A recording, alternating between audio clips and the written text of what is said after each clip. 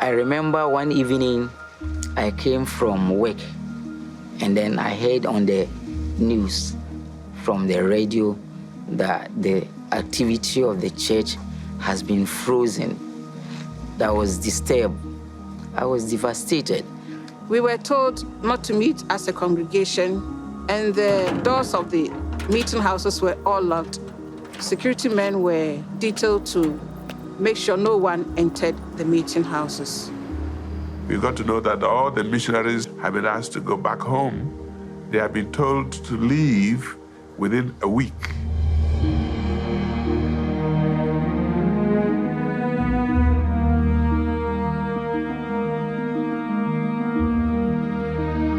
On June 14, 1989, the government of Ghana banned LDS church meetings. As long as the ban lasted, the 9,000 church members in the country would have to keep the faith on their own.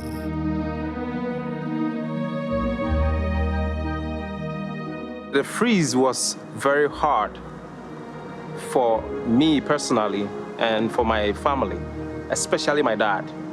The church was our everything, and all of a sudden it was just all gone. We can't do all of that anymore. It was like being orphaned.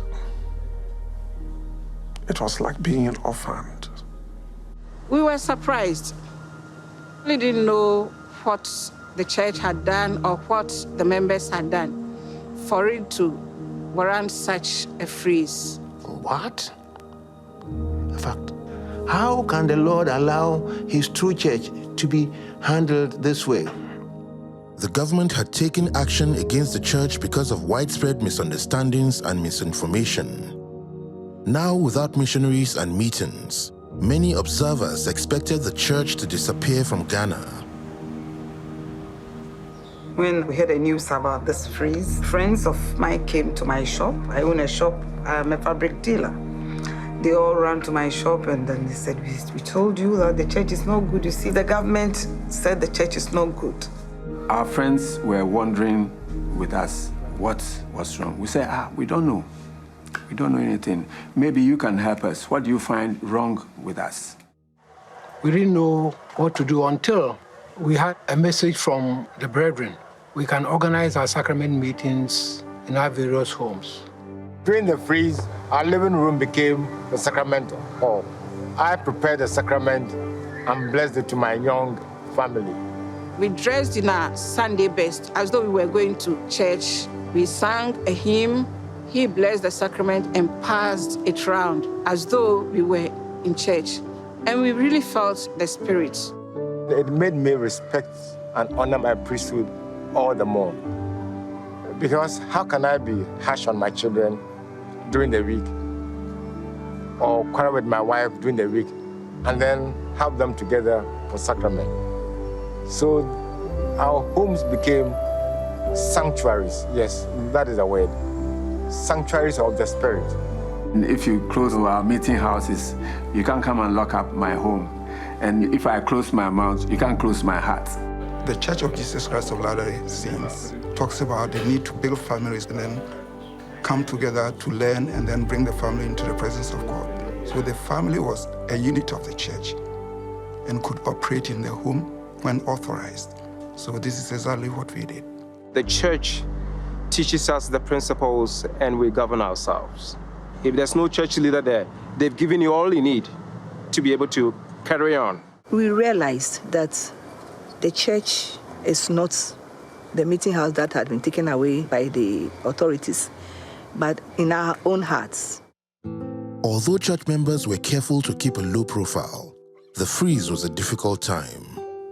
A few Latter-day Saints were reported by their neighbors or arrested for questioning. One of our sisters had been arrested and sent to the police station for worshiping in her house. So we went there together to find out what was happening. I remember the police officer in charge just asked me one question. Are you a member of the church? I said, yes. And I'm proud. I've always been a proud member. So we were locked behind bars for 3 days. A landlord reported a member who was having a short Sunday service in his hall, in his room, and then he was arrested. He spent a couple of days behind bars. People were saying that, oh, the church is gone forever. There's a bad church, and the Lord doesn't want it to come back. A lot of people who walk to my shop say, are you still waiting for these people? Are you sure they are not deceiving you? And I said, the challenges are there to help us grow.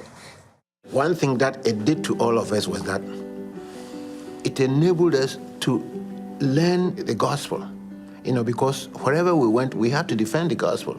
And if you didn't understand the gospel, how could you defend it? This was a challenging time. Now we are not meeting every Sunday, but still we wanted to find out how people are doing. So we did a lot of fellowshipping, not only the assigned families, we visited each other.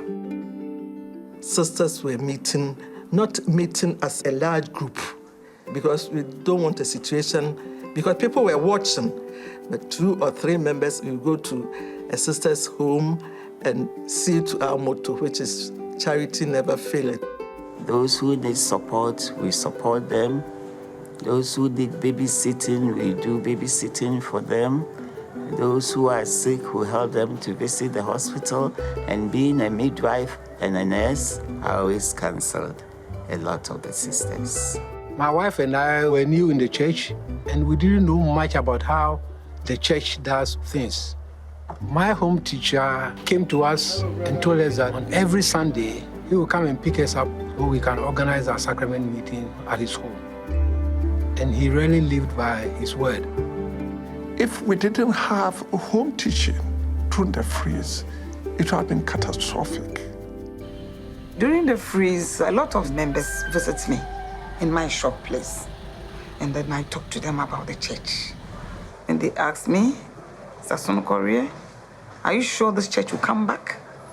And I said, I believe, I have faith that the church will come back again. Study your scripture, study it. Then have faith and just move on. Everything will be fine. In November 1990, after 18 months of waiting, church members finally received word that Ghana's government had lifted the freeze on church activities. It had been a long time since we had been away from church, almost 1.5 years. And you can imagine the joy of learning that the government found no fault against the church finally, and that had approved that we come and meet again. We started calling on telephone. Have you heard the news? Have you heard the news? We are going back, and we were very, very happy. And I remember the first meeting after the freeze. It was so joyous. I'm sure it's like what it will be like when you pass through the veil and go to the other side. Brothers came in, sisters came, we hugged each other, we had a wonderful sacrament meeting. We had the freedom to go to church as brothers and sisters. It was something special in our life. Almost all of us came to bear our testimony about what happened during the freeze. It was wonderful. The spirit was strong.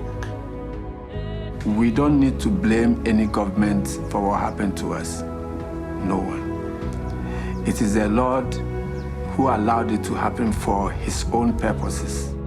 As the prophet Joseph Smith said, no unhallowed hand can stop the work from progressing. No. This whole event opened the way for missionary work.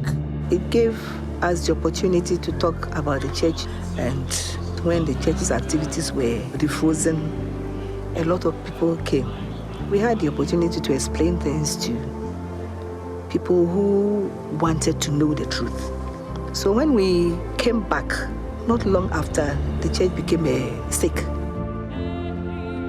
In this world, there are a lot of challenges, but challenges are there to help us grow. So when you cultivate the virtue of patience, when you are strong and endure to the end, you wear a crown. I'm now complete, I'm clear, I'm clean, I'm strong. We've been through the furnace. We've come out refined.